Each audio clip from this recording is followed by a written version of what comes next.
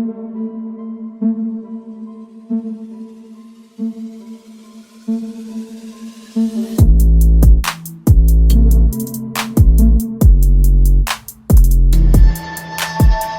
guys, it's Rickaquaog here, and this is the Huawei Y9a.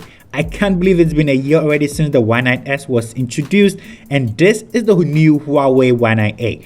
In this video, I'm going to take you through the unboxing, and I'm going to tell you what my experience has been like using this device. Starting from 1559, let's break this device down to see what it has to offer. Without wasting much of your time, let's get to the video.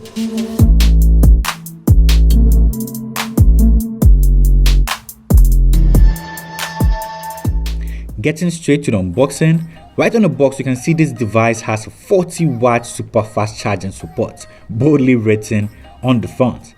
Inside the box you can find the device wrapped in a plastic rubber, a tiny box containing the TPU protective case, and a SIM card ejector tool. Moving on, we can find the USB-C cable, a 40 watt charger, and an earphone.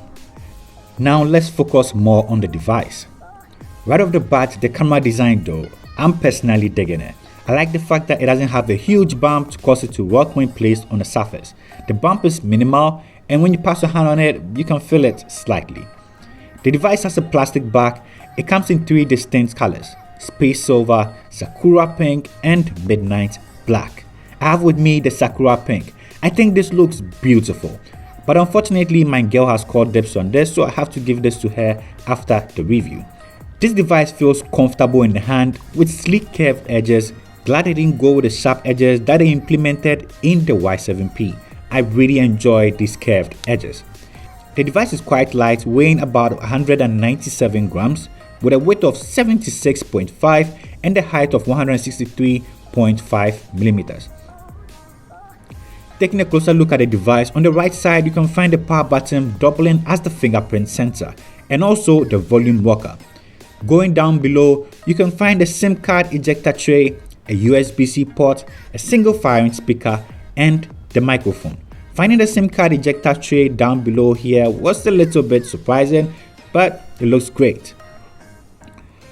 On the left side, there's nothing. On the top, you can find a motorized pop-up selfie camera, a headphone jack, and a secondary microphone. Behind the device is a quad camera setup in a circular black cutout, and the flash on the side, and the Huawei branding of course below. Let's start with the screen. The display featured here is an LCD panel at 6.63 inches with a resolution of 1080p. This is a pretty decent display, and personally I like the notchless display. I rarely take pictures, so having the full view gives me all the screen I want to consume my content. This has a 92% screen to body ratio. With good color reproduction and viewing angles are great. You experience no color shift when you watch this from the side. With a moderately bright panel, using this device outside is very useful. You can consume all the content you want irrespective of where you find yourself with no worries. At this point, if you're still here and enjoying the video, a sub to the channel will be really appreciated. Talking about consuming content, this phone comes with a 4200 mAh battery, enough to satisfy all your consumption needs, and comes with a 40 watt super fast charging in the box. Yes, you heard me right. It supports the 40 watt super fast charging, and the charger comes right in the box. During my charge test, this device fully charged to 100% in about an hour. This is the breakdown.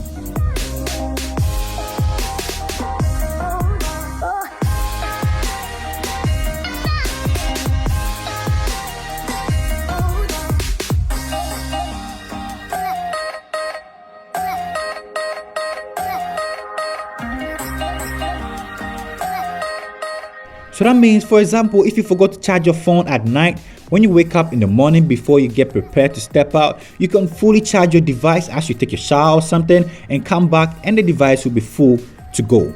So the 40 watt super fast charging is a really great feature. I normally end my day with about 50% of battery on an average low usage, so I didn't really charge my device each and every day.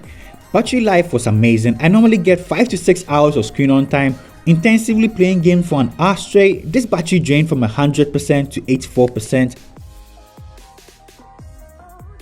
When it comes to other internals, this phone has a MediaTek Helio G80 chipset, an octa-core CPU, the Mali G52 GPU, and runs EMUI 10.1 based on Android 10. This device has 8GB of RAM and supports 128GB of storage. Externally, you can expand this to 256GB.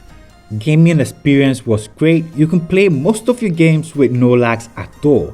Whilst gaming, this device doesn't heat up. Using the device feels really comfortable for gaming. These are the benchmark scores. EMUI experience has been snappy, animations are fast, interface is intuitive, there is dark mode support, and there's an inbuilt screen recorder. Swiping down from the top side of your screen with 3 fingers lets you take screenshots. That is very nice.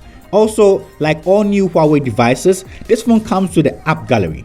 Huawei has updated it with a bunch of new applications, and also the petal search allows you to download almost all the applications you want. I'm going to link up above my review of the app gallery and the petal search if you haven't seen it already. In the petal search, I was able to download almost all the games I needed to test this device. The app gallery has a bunch of applications, so right now you can easily jump into your app gallery or petal search to find most of the applications that you want. Jumping to the cameras, this device has a quad camera setup. The first lens we have here is a 64 megapixel main camera that shoots at f1.8. The second lens is a 2 megapixel depth sensor. The next we have a 2 megapixel macro camera, and the last we have an 8 megapixel ultra wide angle camera. For the selfie camera, we have a 16 megapixel and shoots at f2.2. For videos, this device is capable of shooting 1080p videos. These are sample footages. The pictures, to my surprise, the Y9a seems to producing more colorful pictures than I'm used to. Let me know what you think about these pictures in the comment section. Pictures are decent with good amount of details and sharpness.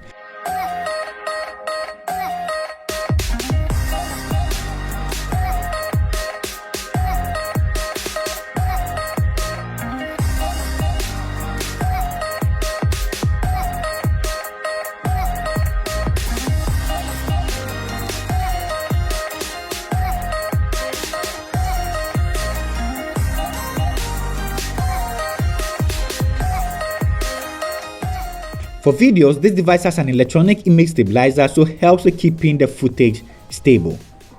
Okay fam, so this is a front camera selfie video test on the Y9a. Let me know what you think about the video, the skin tones, and the microphone. I also want to know how I sound from this microphone. Let's get interactive in the comment section. Let's go. For security, the biometric fingerprint sensor on the side works really fast. If you remember my review of the Y9s, this is no different. Just in case you're wondering, for the selfie pop-up camera, just like the Y9s, when it detects the fall, this is going to retract to prevent any damages. So no need to worry when you drop your phone whilst taking a selfie. To summarize this, I'm a really big fan of the display. The display is really good. Watching content with no notches or punch hole selfie cameras is really amazing. It gives you all the screen to consume your content. The super fast charging support of this device too is great. Charging your device fully in about an hour is a really convenient feature. At 1559, it has decent cameras. The device in general is really cool. So I think the Huawei Y9a is a really decent device, and I've enjoyed my 1 week of usage with this device. This brings us to the end of the video. If you enjoyed the video, don't forget to subscribe if you're new to this channel. Turn on the post notifications so you get notified the next time I upload a video. Leave in the comment sections your views or questions. Thank you for spending time with me, and I'll see you in the next upload. Peace, I'm out.